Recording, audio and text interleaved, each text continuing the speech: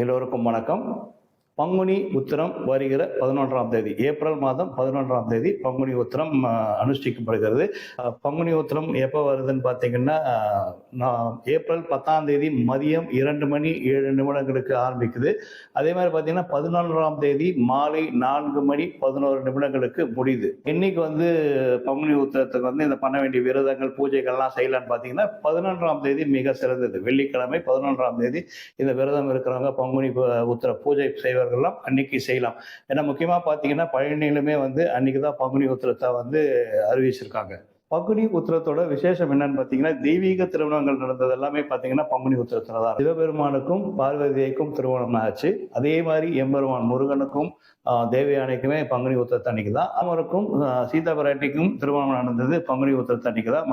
பங்குனி உத்திரத்து அன்னைக்குதான் திருமணம் நடந்ததா கூறப்படுகிறது. முருகருக்கு யாரெல்லாம் விரதம் இருக்கான்னு பார்த்தீங்கன்னா, இந்த பங்குனி உத்திர தினத்தன்று திருமண தடை, குடும்பத்தில் திருமணமாக இருக்கும் பல சண்டை சச்சரவுகள், ஒரு நிம்மதியாகவே போகாது அந்த குடும்ப வாழ்க்கை, அந்த மாதிரி இருக்கலாம். அதே மாதிரி குழந்தை பாக்கியம் வேணும், நீண்ட நாட்களில் குழந்தை இருக்காது, திருமணமாகி நீண்ட நாட்களை குழந்தை இல்லாதவர்கள் அவங்களுமே இருக்கலாம். அதே மாதிரி எனக்கு எல்லாமே நல்லா இருக்கு, ஆனால் முருகருக்கு நான் விரதம் இருக்கணும்னு நினைக்கிறவங்க அவங்களுமே இருக்கலாம். விரத முறைகள் என்னன்னு பார்த்தீங்கன்னா, சாதாரணமாகவே ஒரு விரதம் எந்த ஒரு தெய்வக்காகட்டும் விரதம் ஆரம்பிக்கிறீங்கன்னா விடிய காத்தாலே, அதாவது சூரியன் வருவதற்கு முன்னாலே ஆரம்பிக்கணும்.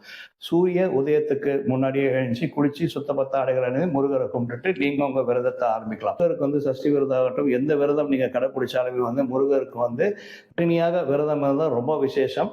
ஸோ சில பேருக்கு இப்போ இருக்க சூழ்நிலை சில பேராலெல்லாம் அந்த மாதிரி இருக்க முடியாது. ஏன்னா அவங்களுக்கு இருந்த உடம்பு உபாதைகளாகட்டும், அவங்க பணி நிமித்தமாக அவங்களுக்கு இருக்கிற பிரச்சனைகளாகட்டும், அந்த மாதிரி இருக்கிறாங்க. ஒருவேளை உணவை தவிர்த்து அந்த விரதத்தை கடைபிடிக்கலாம்.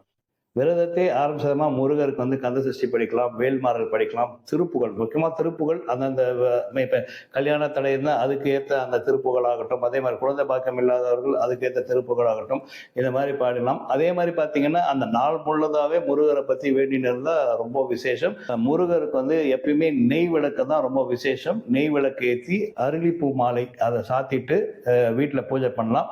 வேல் இருக்கிறாங்க வேலை வச்சு பாலில் அபிஷேகம் பண்ணலாம். சில பேர் விக்கிரகம் சின்ன விக்கிரகம் வச்சு பூஜை செய்யறவர்களுக்கும் அவங்க அந்த விக்கிரகத்துக்கு பால் ஊற்றி அவங்க பூஜை செய்யலாம். சில பேருக்கு வீட்டில் பூஜை செய்ய முடியாது. அவங்களாம் என்ன பண்றதுக்கு கேட்டால் பக்கத்தில் இருக்க முருகன் கோயிலுக்கு போயிட்டு உங்களுக்கு என்ன தேவையோ அன்னைக்கு எதுக்காக விரதம் இருக்கீங்களோ அதை ஆத்மா முருகர்கிட்ட வேண்டிட்டு, பங்குனி உத்திரத்தன்னைக்கு கோயிலுக்கு போறவங்க முருகரை தரிசிக்கணும், சிவனை தரிசிங்க, மகாலட்சுமி தாய் எங்க இருந்தாலுமே மகாலட்சுமி தாயை போய் தரிசனம் பண்ணுங்க. ரொம்ப முக்கியம். மகாலட்சுமி தாயை தரிசனம் பண்ணா அவ்வளோ ஒரு விசேஷம். மாலையிலுமே பூஜை பண்ணலாம். அந்த மாலை பூஜை பார்த்தீங்கன்னா 6 மணிலேருந்து 8 மணிக்குள்ளார நீங்க பூஜை பண்ணலாம். அந்த நேரம் உகந்ததா இருக்கும். 11ஆம் தேதி மாலை நீங்க பூஜை செய்யலாம் முருகருக்கு. பங்குனி உத்திரத்தன்னைக்கு குழந்தை பாக்கியம் இல்லாதவர்கள், திருமண தடை இருப்பவர்கள், வேலை நிமித்தமா வேலை கிடைக்காம இருக்கவர்கள், சரி ஓகே நான் எனக்கு வேண்டுதல்லாம் கிடையாது, நான் முருகருக்காக விரதம் இருக்கணும்ன்றவங்க இவங்க எல்லாருமே விரதம் இருக்கலாம். முருகருக்கு விரதம் இருக்கிற முறை இதுதான். ரொம்ப சிம்பிளான விரதம் தான். முக்கியம் முருகருக்கு பூஜை செய்வர்கள், முக்கியமா வீட்டுல பூஜை செய்யறவங்க நெய் விளக்கு ஏத்துங்க, சிகப்பு அரளிப்பூ வாங்கி முருகருக்கு சாத்துங்க. ஸோ கோயிலுக்கு போறாங்க முருகருக்கு முடிஞ்சா சிவரளி மலர்களை போய் வாங்கி கொடுங்க. அந்த நாள் 11ஆம் தேதி முழுமையாக முருகரை வேண்டிட்டே இருங்க. நல்லதே நடக்கும், நல்லதே நினைப்போம், நல்லதே நடக்கும். நன்றி, வணக்கம்.